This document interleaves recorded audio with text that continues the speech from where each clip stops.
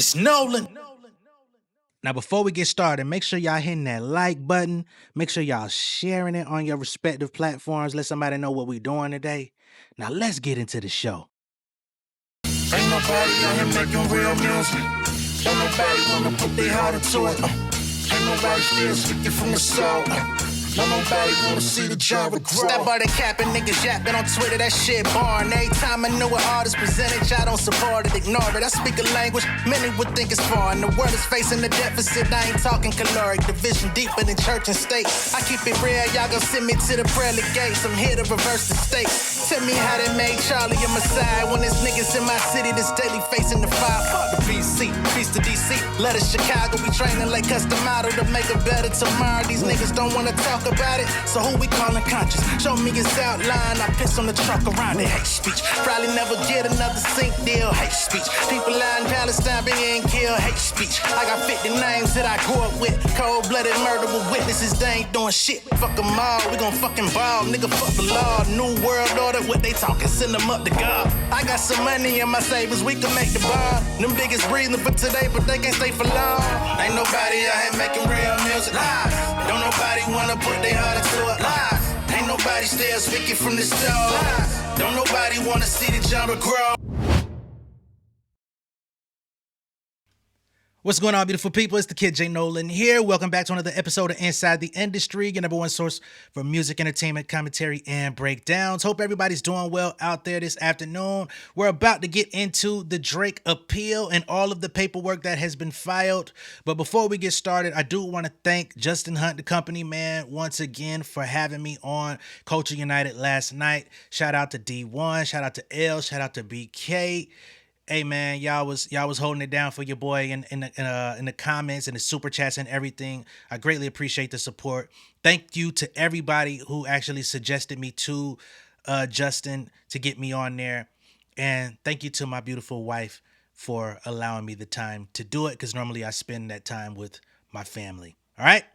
Also, The World is a Ghetto is out now. Y'all saw that in the intro. Be sure to watch that music video. And if you would like to get it on all streaming platforms, it is available to you to add onto your playlist. All right? Now let's get into this paperwork, man, because we already know Drake has been going up against UMG for over a year now. They've been trying to get it worked out. The case was dismissed by the judge. Unfortunately, Drake has decided to appeal, and he's going through the entire process. He wants this to be brought forth before a jury. I don't think he's going to get any different results, but let's just see what he has to say. Now, this is a long filing. This thing is 117 pages, so it's going to take some time. Make sure you get you a snack, a beverage, place your motherfucking order in, if you need to get some delivery, a pizza, some DoorDash, or any of them other services. But here we are in the United States Court of Appeals for the Second Circuit. Aubrey Drake Graham, plaintiff appellant, versus UMG Recordings, defendant appellee. On appeal from the United States District Court for the Southern District of New York, brief and special appendix of plaintiff appellant Drake. Now, y'all know all of this is centered around Not Like Us, him getting dissed to the oomph degree. He couldn't take it, so he decided to bring out his checkbook, go look in the law book, and now he's earned himself the name Labry. We've skipped ahead to page 11 where everything actually starts. There was a table of contents above that. So here we have the jurisdictional statement. The district court had jurisdiction under 28 U.S. Civil Code 1332A3. The parties are diverse because plaintiff appellant Aubrey Drake Graham is a Texas citizen and defendant appellee UMG Recordings is a Delaware and California citizen. The amount in controversy requirement is satisfied. The court has jurisdiction under 28 U.S.C. 1291. The district court entered final judgment on October 9th, 2025, just days before his birthday. On October 29th, 2025, Drake timely filed a notice of appeal. Statement of issues. Did the district court err in concluding that the defamatory material constitutes non-actionable opinion, right? So they want to go against the judge's decision because they said it was non-actionable opinion, meaning that it was just Kendrick's opinion in a rap battle, and that none of what he was saying should be used or seen as fact, right? 2, if the defamatory material conveyed opinion, did the court err in concluding that the statements are not actionable mixed opinions? Okay? Did the court err in holding that New York penal law, section 242.6, does not imply a private right of action? Because they said, get that shit out of here too. 4, did the court err in holding that Drake failed to state a claim under New York General Business Law Section 349, where he plausibly alleged that UMG engaged in materially misleading consumer-oriented conduct that harmed Drake? Statement of the case. Drake appeals from a decision of the United States District Court for the Southern District of New York dismissing his amended complaint for failure to state a claim.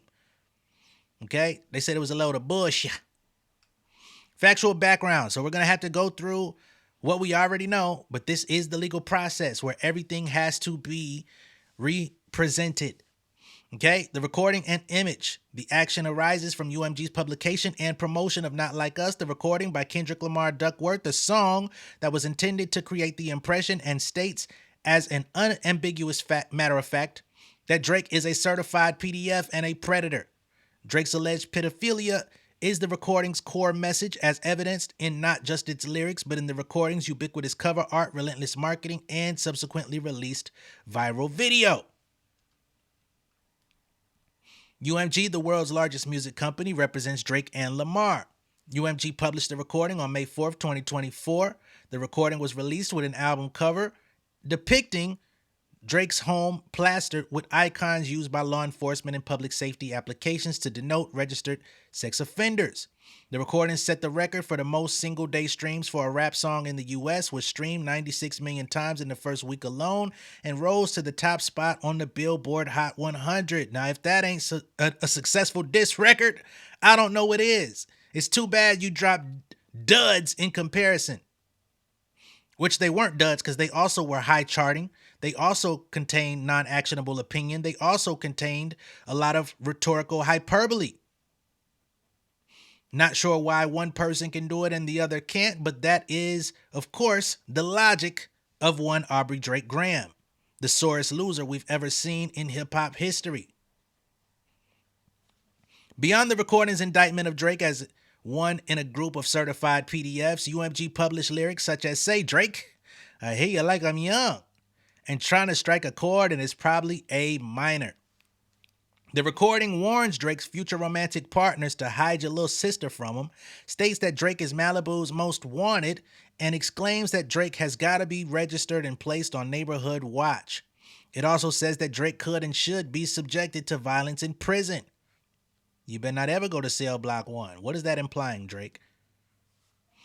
The recording does not disclose any sources or evidence supporting its indictment, instead stating expressly that its allegations are based on yet undisclosed information. "Say Drake, I hear you like I'm young.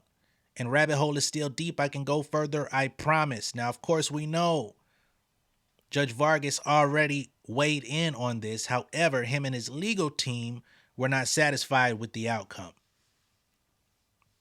B, public outcry and violence. Millions of people understood the recording and image to convey factual information, causing countless individuals around the globe to believe that Drake was a PDF. Drake's amended complaint, without the benefit of any discovery, provided many examples, including listeners who said this isn't a diss, it's the truth. Everybody believes Drake loves touching children because we have evidence everywhere, and we would have never known, we would never have known Drake is a whole PDF if this information wasn't exposed. Listeners call for Drake to be investigated and imprisoned. Bro, do you understand that if you weren't prolonging this process, most people would have forgotten this song. Now, there's a good population of people that still listen to Not Like Us on the fucking daily, but there's a lot of casual listeners who have moved on from this shit, got other things going on in their life, got other music they listening to, they taking their kids to fucking athletic events, all types of shit that's not worried about your ass. But since you want to keep putting it in our face and keep pushing for this in court, you're only continuing your own embarrassment. Why? I don't know. It seems you have a kink for it, but that's just an opinion. Non-actionable, by the way. Listeners called for Drake to be investigated and imprisoned, stating Drake need to be locked up and the CIA and the FBI need to step in. Some called for Child Protective Services to probe Drake's relationship with his son. Okay, some fucking comments on the internet, bro. Get out of here. People compared Drake to Harvey Weinstein, Sean P. Diddy Combs, Jeffrey Epstein, the very thing you expected, and R. Kelly. Celebrities who were charged with or convicted of heinous sex crimes including rape, SA, sexual trafficking, and procuring a minor for prostitution. The recording's effect on ordinary listeners' perceptions was immediate and pervasive. Yeah, it's a rap battle. Yeah, we said, damn, that's fucked up. He's out of here. He's done for. But nothing more than that. Resulting in a predictable turn to vigilantism with serious consequences. 3 days after the recording and image were published, an armed group of assailants descended on the house depicted on the image, Drake's home, while he was inside. Although news stations in his hometown of Toronto immediately connected it to his beef with The Weeknd, as The Weeknd's manager's home was shot up just a week before, he is blaming it on Kendrick and Not Like Us. One gunman shot Drake's security guard who required emergency life-saving surgery. We still do not know the status of said guard. In the following days, there were 2 more attempted break-ins, one of which involved a man tunneling under Drake's fence with his bare hands and shouting threats, while the other involved a man who physically fought Drake's security guards. In response, Drake removed his son from school and moved him and his mother away from Toronto, Canada. Drake has needed increased security ever since. Wonder how much security he needed on that stream with Ben the Don just a couple weeks ago. UMG's repeated republications. How much security did he need driving and going about freely throughout Toronto and different cities doing the Iceman webisodes, live streaming? How much security was needed for that? Notwithstanding its knowledge of the falsity of the allegations and the threats to Drake and his family's safety, UMG waged an unrelenting campaign to spread the recording as widely as possible. In July 2024, UMG published a music video for the recording, which shows trafficking-related scenes such as shipping containers with air conditioning units that reinforce the accusation that Drake is a PDF. These are creative concepts. But whatever. This all sounds like an admission of guilt to me, but who am I? The video also depicts Lamar playing hopscotch to lyrics referencing Drake's alleged interest in minors. The video contains images of Lamar engaged in a prison push-up routine on cinder blocks while exclaiming that Drake will face violence in cell block 1. The video spread the recording to new audiences worldwide and reinforced the recording's core PDF allegations through new imagery. In the week after the video was published, the recording was played over 93 million times, and the video ranked first on YouTube's weekly top music videos for over a month. As a result, hundreds of thousands more people believed the allegations, referring to Drake as another Hollywood pedo and stating that the video got me truly believing Lamar knows Drake going to prison possibly. Spend too much time online, homeboy. UMG took unprecedented steps to republish and spread the recording, image, and video. Violating its own rules, UMG whitelisted the recording on YouTube and Twitch, which allowed users to replay and republish the recording without running afoul of copyright restrictions or paying fees. Now, here's the thing with whitelisting. And for some reason, I don't know why Drake isn't getting it. But if Kendrick put the call in as an owner and UMG as an owner decided that they wanted to whitelist the recording, that is not a violation of their own rules. It's a violation of their rules if you do it without approaching them. When you own the music, you can do whatever the fuck you want with it. You can whitelist, you can blacklist. You know what I'm saying? You can say, you could play it on your channel, but we need a cut of the monetary gain from it. There's ways to do that. Sometimes, creators that do reactions know what the fuck I'm talking about. There's different ways of distributing the copyright for YouTube. But anyway, as a matter of fact, you would know because you did the same thing. We'll continue. Family Matters, which allowed users to replay and republish the recording without running afoul of copyright. This permitted content creators to republish the recording and reaction videos, leading to millions more views, which you also benefited from. And y'all were dropping your music on Instagram, which also went around the copyright rules. But I guess you don't want to take any accountability for that either. UMG's efforts succeeded. The recording has been played billions of times. By contrast, other songs by Drake and Lamar, on which the district court relied for context, failed to achieve anything close to that level of cultural ubiquity. Hold on. So you mad that your shit didn't go as big? Sound like a personal problem.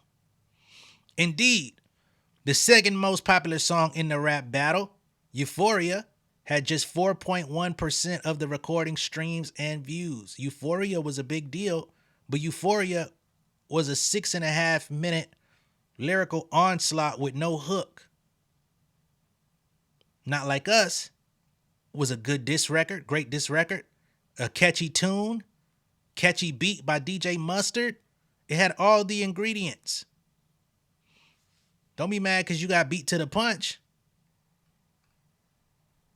Shout out to Punch. UMG republished the recording to numerous audiences that would have had no knowledge of the song's place in a rap battle. That's a fucking lie. Political aficionados and journalists heard the recording at the Democratic National Convention and at Kamala Harris' presidential campaign rally. Fans of entertainment and celebrity award shows heard the recording at the Grammy Awards, where it won Record of the Year. Lamar performed the recording 5 times back-to-back at a Juneteenth pop-out concert in Inglewood, California, an event featuring West Coast celebrities and rap artists.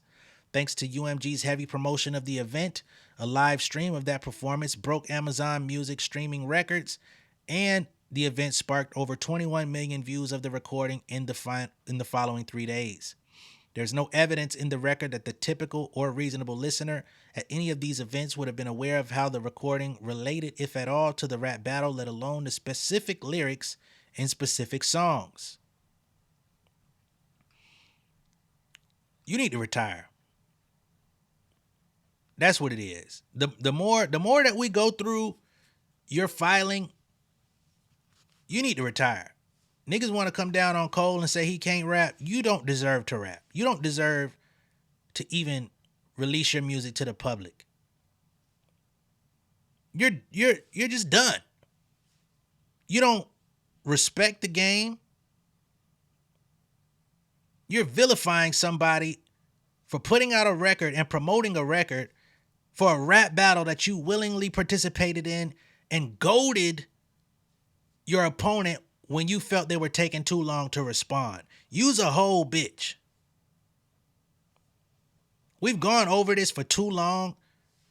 It's just got to be stated because you got us going through this shit all over again. People have moved on and you still out here bitching. Iceman. Get your ass out of here, boy. The coup de grace came when UMG, leveraging business relationships and payments, arranged for Lamar to perform the recording at the 2025 Super Bowl halftime show, which at 3.6 billion global views was the most widely watched halftime show in history. The show was teased and arranged around Lamar's performance of the recording, broadcasting to billions of people around the world its central contention that Drake is a criminal PDF. Millions who tuned into the big game, including young children and people whose religious or cultural beliefs or simply their taste in music, leave them with no interest in or exposure to rap battles, were unaware of the feud, and had never before heard the recording or any of the songs that preceded it.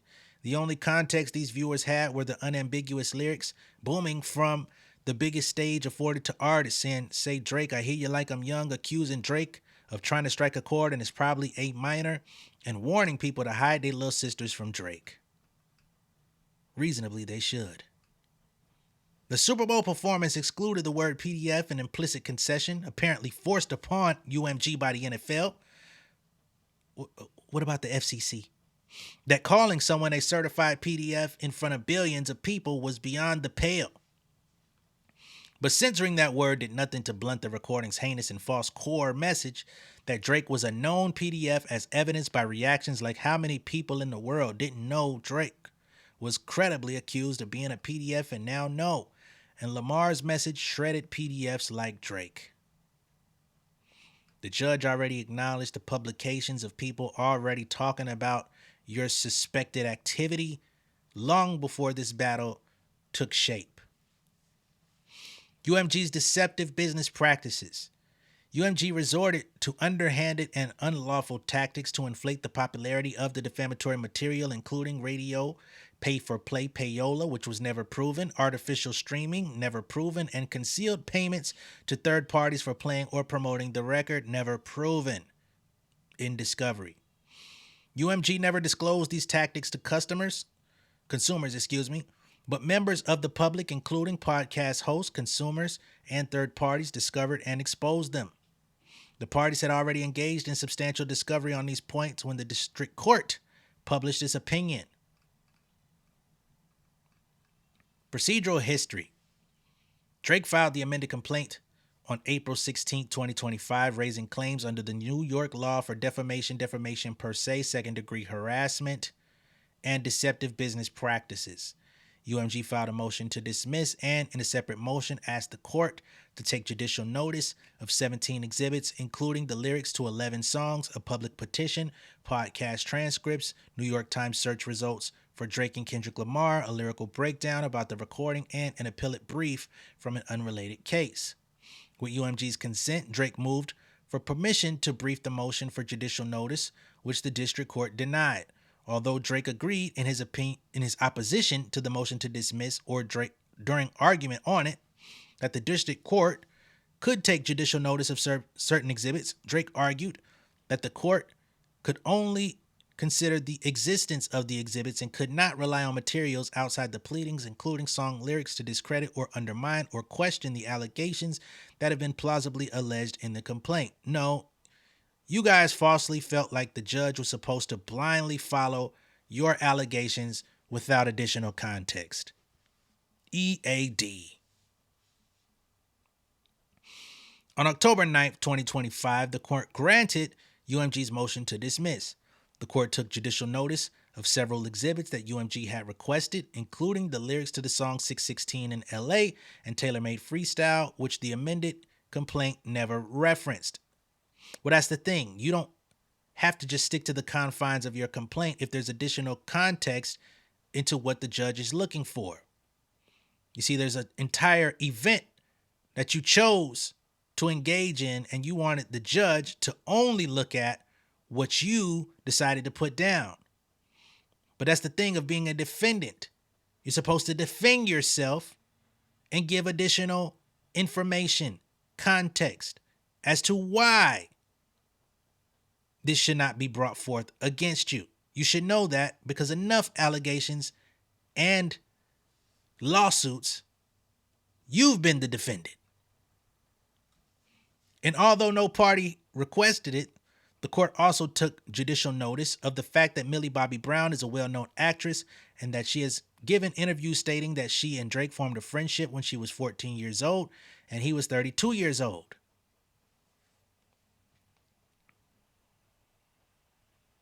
What you mean no party requested it? It was part of the documents that were filed in discovery. Fact versus opinion.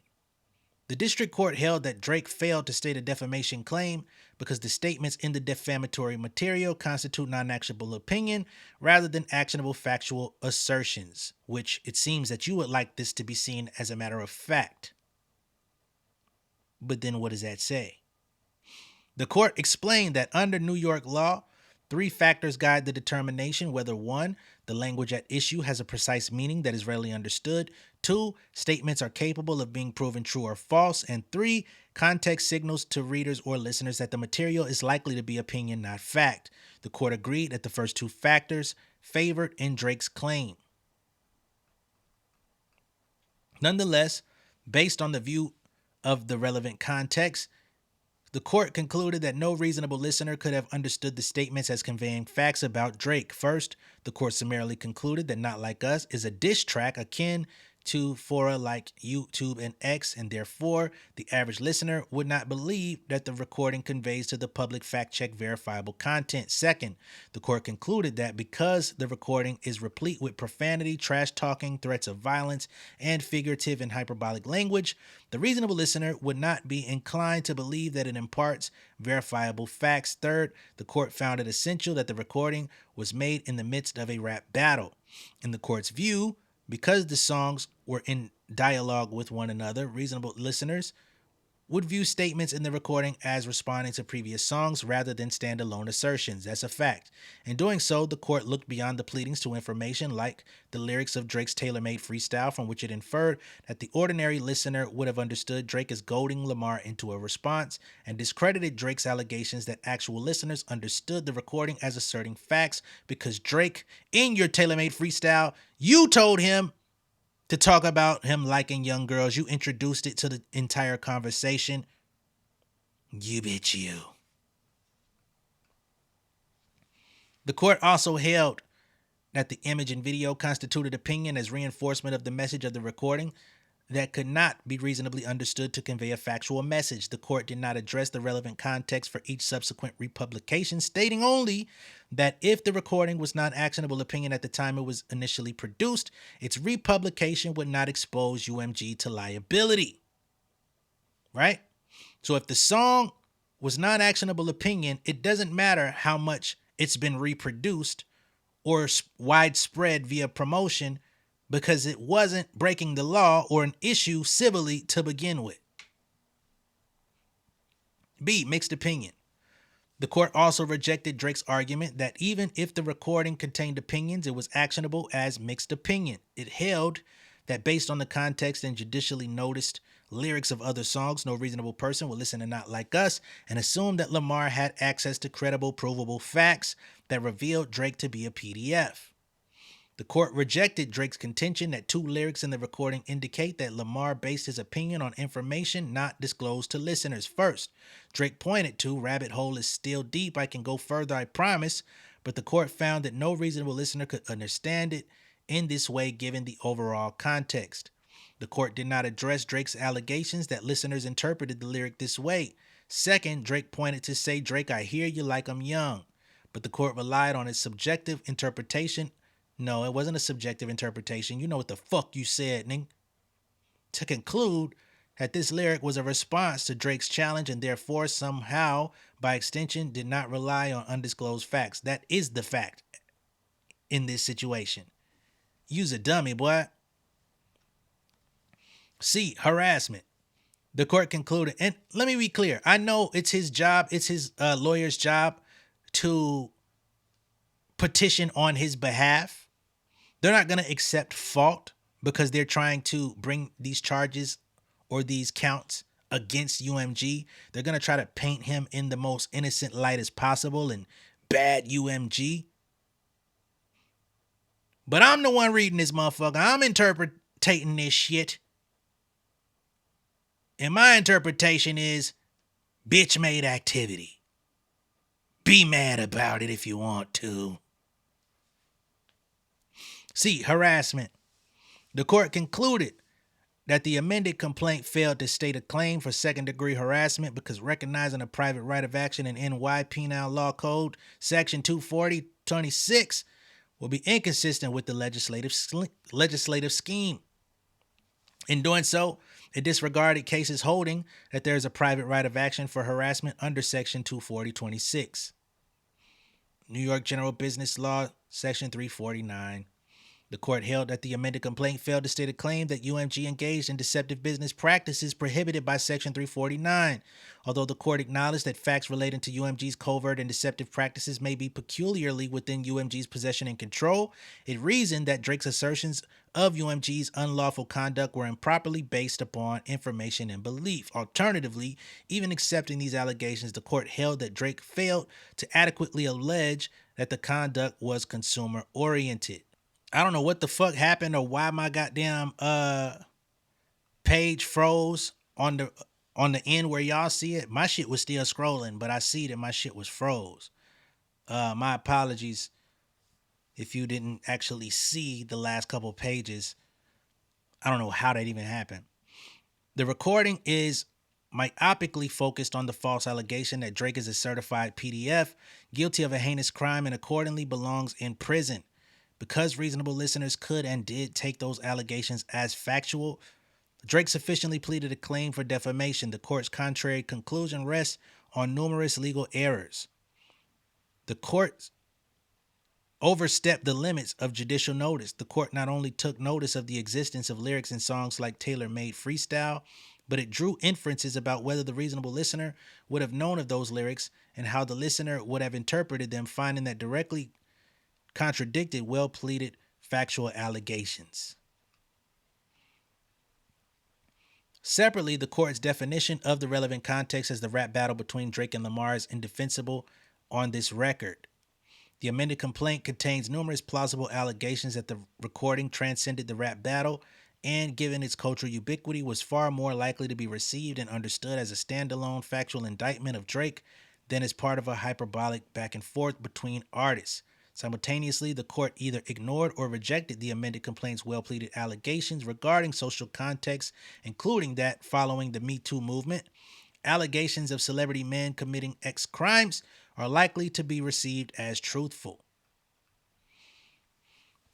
The court also ignored, I'm just going to continue because I really could just fucking trash you right now. The court also ignored that the recording was repeatedly republished to new, broader, and more diverse audiences and failed to explain why those republications should be understood counterfactually, as though each new listener was a rap aficionado who had followed every word of the original rap feud, bitch made. Through these missteps, the court effectively created an unprecedented and overbroad categorical rule that statements in rap diss tracks can never constitute statements of fact. Even if the recording was a statement of opinion, the court still erred in dismissing Drake's defamation claim because Drake pleaded that the recording is an actionable mixed opinion. The lyrics rabbit hole is still deep. I can go further, I promise, and say Drake, I hear you like I'm young. Give the impression that the recording statements are based on undisclosed facts. The court erred in substituting its subjective view of how these lyrics should be understood for how reasonable listeners could and did interpret them. The court also erred in relying on its interpretation of Tailor-Made Freestyle, a song not referenced in the amended complaint, Who Gives a Fuck, and reliant on creative artistic interpretation, including lyrics voiced through an AI-generated replica of a deceased rapper's voice, to infer that some of the recording's lyrics were best understood as a direct response to Drake's earlier challenge to Lamar, which somehow precluded Lamar's statements from being based on undisclosed information. Simultaneously, it ignored lyrics in other judicially noticed songs, which, like those in the recording, indicate that the PDF allegations are based on undisclosed information. The court dismissed Drake's harassment claim because, in its view, Section 240.26 of the New York Penal Law does not provide a private right of action. That holding contravened this court's cases, brushed aside additional authority, and misunderstood the inquiry under New York law. So you're saying the judge didn't understand, but you do. Finally, the court erred in dismissing Drake's claim under New York General Business Law Section 349. The court erroneously imposed a heightened pleading standard, and contrary to its holding, UMG's deceptive practices were consumer-oriented because they involved deceiving the public about the success of the recording and encouraging further consumption of it based on false pretenses. Boy, get your stupid ass out of here. Standard of review. This court reviews de novo the dismissal of a complaint under Federal Rule of Civil Procedure 12b-6. In doing so, it accepts all factual allegations in the complaint and draws all reasonable inferences in the plaintiff's favor. This court reviews the district court's determination of whether to take judicial notice of facts for abuse of discretion. Where the district court's erroneous consideration of judicially noticed materials pervades the court's decision, vacatur and remand for summary judgment conversion is the appropriate remedy. Summary judgment conversion. Argument. The defamation claim should have been allowed to proceed. Drake adequately pleaded defamatory statements of fact. Oh boy. I don't know if I'm gonna make it to the end of this shit, dog. Like, we on page fucking 26. This shit still got like another fucking 30 pages of bullshit. I don't know. And the more that I read ahead, they not doing nothing but fucking repeating the same shit that we already read at the top of this. Repeating the same shit that we already read in Drake's complaint. They're just reasserting everything that was already there. I'm not finna do this. I'm not committing my whole day to this nigga on this bullshit, man. We got through the meat and potatoes of what his fucking problem is. He thinks the court was wrong. He thinks the judge misjudged the situation, and they want to take it to a higher court to have somebody else look at the case and see if they can see any error in the judge's decision. Chances are they're not. But keep paying your legal team. Good luck to you, nigga. I'm not finna do this shit. Now, because I've taken the liberty to say fuck that shit, I will give you a link down below to where you can see the documentation for yourself if you would like. You will need a Pacer account. You will need to pay some level of money, but it ain't a lot. You pay like 30 cents for the fucking shit. It ain't a lot. But I'm not finna do this. All right. We done been through this. We done been around this corner, came back, and around the corner again. There's other shit going on in the world. This shit is a bitch-ass case. It was a bitch-ass case from the beginning. And not to mention, the real root of this issue is because the success of Not Like Us from Drake's purview is why he didn't get the amount of money he wanted from UMG in renegotiation. That's the part of the conversation that continues to be overlooked. The original filings regarding this whole thing was based on the fact that Drake is up for renegotiation with UMG. They've had conversations about the renegotiation of his contract, and he feels like they gave him a lowball offer. Because he was given a lowball offer, he believes that his value in the marketplace has been severely tainted by Kendrick Lamar and the success of Not Like Us calling him a PDF, or from his purview being called a PDF. Therefore, he feels that he should be he should receive legal retribution for that. Basically to make up for the money that UMG was not willing to pay him. I'm not talking out my ass. You can go back to the original filings. You could go back to his original petition. You could go back to his original complaint before the amended complaint. You will see exactly what it is that I'm talking about. Okay? Now, if you can't find those things, that's on you, and that's up to your investigative ability, utilizing the same internet that we all have access to. But again, I am going to move on to other things. Okay? Let me know what y'all think about this down below in the comments. Be sure to like and share this video. If this is your first time seeing me on YouTube, go ahead and subscribe to the channel, become an insider. I'm going to see y'all on the next one. Y'all be good out there. Peace.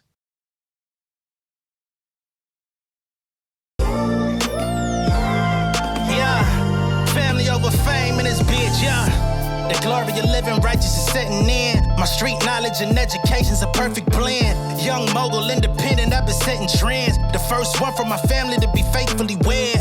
Fuck niggas and the horses that they riding on. I see this shit from all angles like a polygon. I'll never politic and the drama be piling on. Father and greats unacknowledged like I'm Bobby Bonds. Conversation with my lady about the paper route. 5 sit bank accounts every day I make it count. They down talking my commentary for hating now. Well, I can take it cause I'm bodying your favorite now, please. I can do this shit in my sleep. I been writing for these niggas, y'all read it and weep. I been fighting these niggas if you speak on the street. I'll turn your birthday party into New Year's Eve. Don't let me take it there. We ain't playing fair. This the ATL, Southside nigga moving furniture like Wayfair. Life on hold, no insurance for your healthcare. Lifeline gone, so you wanna be a millionaire?